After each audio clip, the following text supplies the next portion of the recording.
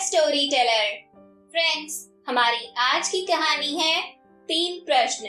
कहानी को शुरू करने से पहले अगर आप सबने अब तक हमारे चैनल को सब्सक्राइब नहीं किया है तो जल्दी से हमारे चैनल को सब्सक्राइब करें, बेल आइकन जरूर प्रेस करें और अगर आपको हमारा ये वीडियो पसंद आए तो इसे ज्यादा से ज्यादा लाइक और शेयर जरूर से जरूर करें। मित्रों, विख्यात रूसी साहित्यकार टॉलस्टॉय अपनी कहानी 3 प्रश्न में लिखते हैं कि किसी राजा के मन में 3 प्रश्न अक्सर उठा करते थे जिनके उत्तर पाने के लिए वह अत्यंत अधीर था। इसलिए उसने अपने राज्य मंत्री से परामर्श किया और अपने सभासदों की एक बैठक बुलाई। राजा ने उस सभा में जो अपने 3 प्रश्न सबके सम्मुख रखे वे थे: सबसे महत्वपूर्ण कार्य क्या होता है, परामर्श के लिए सबसे महत्वपूर्ण व्यक्ति कौन होता है, किसी भी निश्चित कार्य को करने का महत्वपूर्ण समय कौन सा होता है। कोई भी राजा के प्रश्नों का संतोषजनक उत्तर न दे पाया, लेकिन उस सभा में राजा को एक ऐसे सन्यासी के बारे में पता चला जो सुदूर जंगल में एक कुटिया में रहते थे और सबकी जिज्ञासा का समाधान करने में समर्थ थे। राजा भी साधारण वेश में अपने कुछ सैनिकों एवं गुप्तचरों को साथ लेकर चल दिया उस सन्यासी के दर्शन के लिए। दिल में एक ही आस थी कि अब उसे अपने प्रश्नों के उत्तर अवश्य ही मिल जाएंगे। जब वे सन्यासी की कुटिया के समीप पहुँचे तो राजा ने अपने सभी सैनिकों एवं गुप्तचरों को कुटिया से दूर रहने का आदेश दिया और स्वयं अकेले ही आगे बढ़ने लगा। राजा ने देखा कि अपनी कुटिया के समीप ही सन्यासी खेत में कुदाल चला रहे हैं। कुछ ही क्षणों में उनकी दृष्टि राजा पर पड़ी। कुदाल चलाते चलाते ही उन्होंने राजा से उसके आने का कारण पूछा और राजा ने भी बड़े आदर से अपने वही 3 प्रश्न सन्यासी को निवेदित कर दिए। राजा अपने प्रश्नों के उत्तर की प्रतीक्षा करने लगा, लेकिन यह क्या, साधु ने तो उत्तर देने की बजाय राजा को उसकी कुदाल लेने का संकेत कर डाला और राजा भी कुदाल लेकर खेत जोतने लगा। आखिरकार राजा को अपने प्रश्नों के उत्तर भी तो चाहिए थे। राजा की खेत जोतते जोतते संध्या हो गई। इतने में ही एक घायल व्यक्ति जो खून से लथपथ था और जिसके पेट से खून की धार बह रही थी, उस सन्यासी की शरण लेने आया। अब सन्यासी एवं राजा दोनों ने मिलकर उस घायल की मरहम पट्टी की।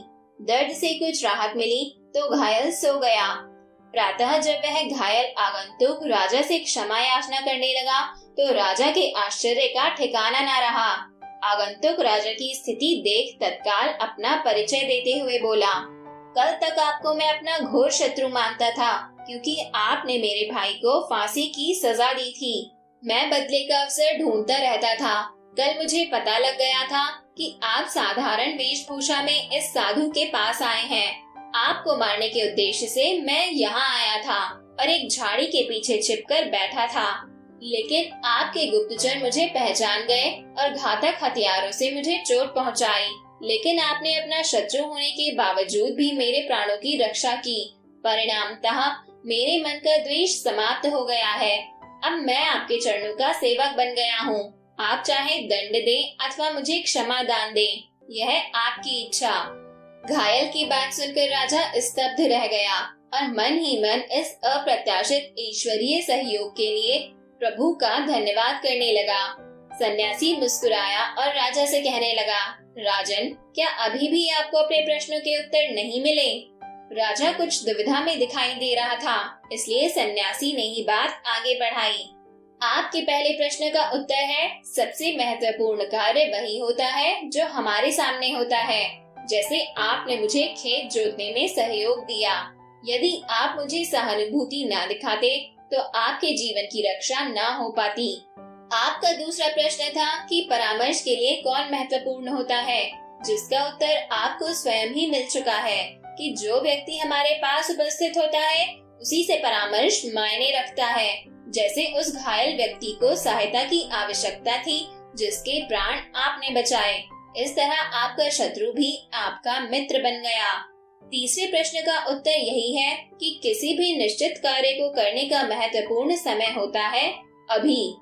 दोस्तों, महान रूसी साहित्यकार टॉलस्टॉय की यह कहानी हमें सावधान करती है कि वर्तमान के महत्व को कभी भी नहीं भूलना चाहिए। भविष्य की चिंता में वर्तमान यदि बिगड़ गया तो हम हाथ ही मलते रह जाएंगे।